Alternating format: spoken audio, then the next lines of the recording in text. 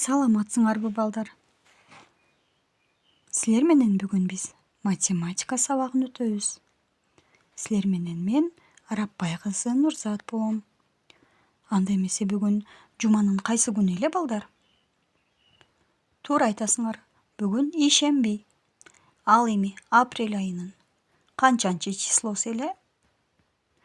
Туура айтасыңар, 26 апрель. Балдар, маанайыңар кандай?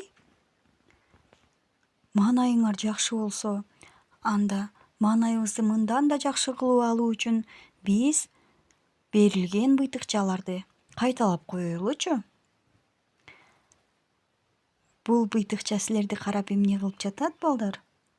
Силерди карап, жылмайып, бир көзүн жумуп жатат, Силер дагы быйтыкчаны карап, бир көзүңөрдү жумуп, жылмайып койгулачы. Азаматсыңар, балдар. Ал эми бул быйтыкча эмне кылып жатат? Туура айтасыңар, балдарым. Бул быйтыкча жүзүн кармап, силерди карап жылмайып жатат, Эми силер дагы жүзүңөрдү кармап, апаңарды, атаңарды, иниңерди, агаңарды карап жылмайып койгулачы. Жылмайдыңарбы? Анда силер абдан азаматсыңар. Анда кийинки быйтыкчаны кайталап коелучу, балдар. Эмне кылып жатат бул быйтыкча? Силерди карап каткырып күлүп жатат, Силер дагы быйтыкчаны карап каткырып күлүп койгулачы, балдар. Күлдүңөрбү? Азаматсыңар анда, балдарым. Карагылачы, бул быйтыкча эмне деп жатат? Болду, тынчтангыла, сабакка көңүл бургула дейт, Анда эмесе сабакка көңүл бурайлык, балдар. Биз буга чейин кандай геометриялык фигураларды үйрөндүк эле? Ойлонуп коелучу. Жообун таптыңарбы? Азаматсыңар. Анда келгиле дагы бир ирет эсибизге салып алайлык, Бул кайсыл фигура эле? Ооба, бул 3 бурчтук. А булчу? Бул кандай фигура эле? Ооба, балдар, бул 4 бурчтук. А булчу, балдар? Туура айтасыңар, бул тегерек. А бул кандай фигура? Туура, бул тик бурчтук. А бул? Туура, бул сүйрү фигура, балдар. Эми түстөрү боюнча кайсыл фигуралар окшош экен? Атап коелучу ал фигураларды. Ой, азаматтар, туура айтасыңар. 3 бурчтук жана сүйрү фигуралар булар түстөрү боюнча окшош фигуралар экен, Булардын түстөрү кандай түстө экен, балдар? Туура айтасыңар, жашыл түстө. Балдар, тик бурчтуктун түсү кандай түстө экен? Туура айтасыңар, тоок сары түстө экен, Ал эми 4 бурчтуктун түсү кандай түстө?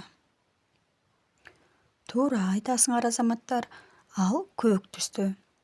Ал эми тегерек фигуранын түсү кандай түстө? Ой, азаматтар, эң туура айтасыңар, ал сары түстө.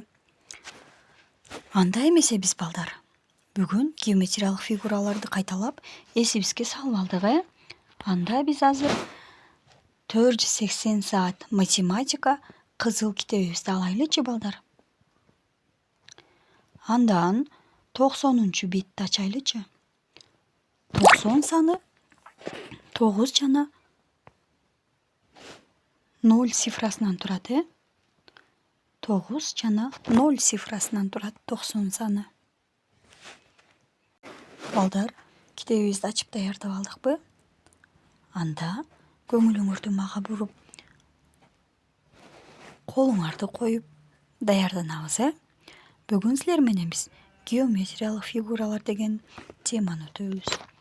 Бүгүнкү сабакта силер тегерек, төрт бурчтук, тик бурчтук, үч бурчтук жана сүйрүү деген фигуралар менен болгон билимиңерди андан дагы өркүндөтөсүңөр.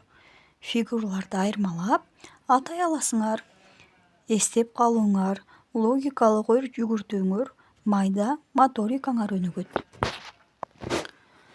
Балдар, бул жерде жалпысынан канча жемиш тартылган? Туура айтасыңар. 4 жемиш тартылган. Анын экөө алма, ал эми экөө өрүк экен балдар.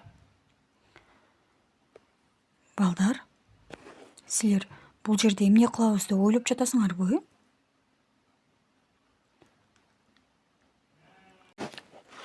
Бул жерде балдар силер чекиттерди коесуңар. Торчолорду эсептейсиңер. Алма, өрүктүн сүрөтүн тартасыңар. Анда эмесе тартуунун эрежесин түшүндүрөйүн, Алгач биз акыркы чекиттен 3 торчо калтырабыз. 1, 2, 3. 3 торчо калтырдыкпы? Ал эми ошол сызыктын эң башына бир чекит коебуз. Андан 4 торчо таштайбыз. Андан кийин дагы чекит коебуз. Ал эми жогорудан ылдыйга карап 4 торчо таштап, дагы чекит коебуз. Ошол эле сызык боюнча барып, дагы 4 торчо таштап, дагы чекит коебуз. Балдар, бул жерде кайсыл геометриялык фигура пайда болуп калды? Бул жактан да 4, өйдөсүнөн да 4 торчо таштаганыбызда бизде. Туура айтасыңар балдар, 4 бурчтук пайда болуп калды. Анткени 4 бурчтуктун бардык тарабы бирдей болот, балдар. Эми биз өрүктүн сүрөтүн тартуу үчүн чекиттерди туура жайгаштырышыбыз керек. Ал үчүн биз канча торчо таштайт элек, балдар? Туура айтасыңар. 3 торчону эсептеп таштап алабыз. Андан кийин 3 торчодон кийин чекит коебуз. Ал чекиттен 2 торчо таштап, ошол эле сызыкка дагы чекит коебуз. Андан кийин өйдөдөн ылдыйды карай 3 торчо таштап, дагы чекит коебуз.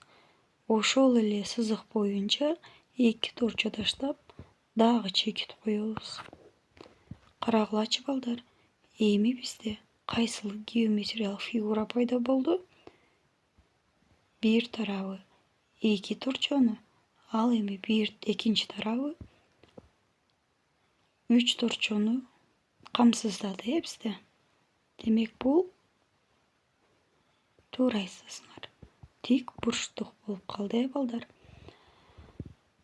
Эми биз 4 бурчтукка алманы, тик бурчтукка өрүктү туура сызып жайгаштырып алабыз. Көрдүңөрбү? Өрүктү кандай геометриялык фигура болду өрүк формасы боюнча? Сүйрүү болуп калды, балдар. Азаматсыңар. Келгиле, эми алманы жайгаштырабыз. Балдар, силер дагы туура сызып жайгаштыра алдыңарбы? Кандай геометриялык фигура пайда болду? Тегерек, балдар. Эгер силерде дагы өрүк, сүйрүү, алма, тегерек чыккан болсо, анда силер азаматсыңар. Балдар, эми силер ушул сызыктын аягына чейин мен айткан эреже боюнча чекиттерди жайгаштырып, ал чекиттердин ичине алма жана өрүктүн сүрөтүн тарткыла. Келгиле, биз геометриялык фигуралар боюнча билимдерибизди андан да бышыктап алайлык. Ал үчүн биз бул жерде кандай геометриялык фигуралар колдонулганын айтышыбыз керек.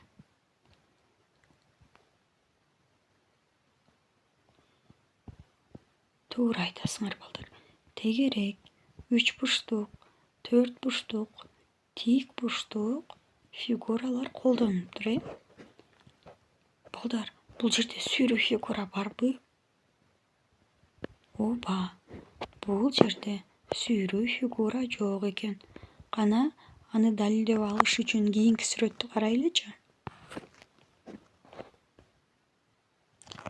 Ооба балдар, бул жерде сүйрө фигура жок экен. Балдар, бүгүнкү сабак силерге жактыбы? Бүгүнкү алган билимдерибизди турмушта колдонуу үчүн биз геометриялык фигураларды үйүбүздөгү нерселерге салыштырайлычы. Мисалга, эшик кандай геометриялык фигурага окшош? Туура айтасыңар.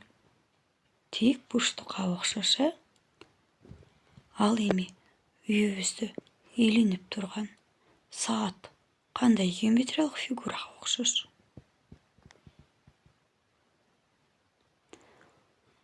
Ооба балдар, ар бирибиздин үйүбүздө ар кандай фигурадагы сааттар болушу мүмкүн. Дагы ушул сыяктуу мисалдарды өзүңөр ойлоп таап, апаңардан сурап көргүлөчү. Апаңар дагы билеби экен геометриялык фигураларды. Саламатта калгыла балдар.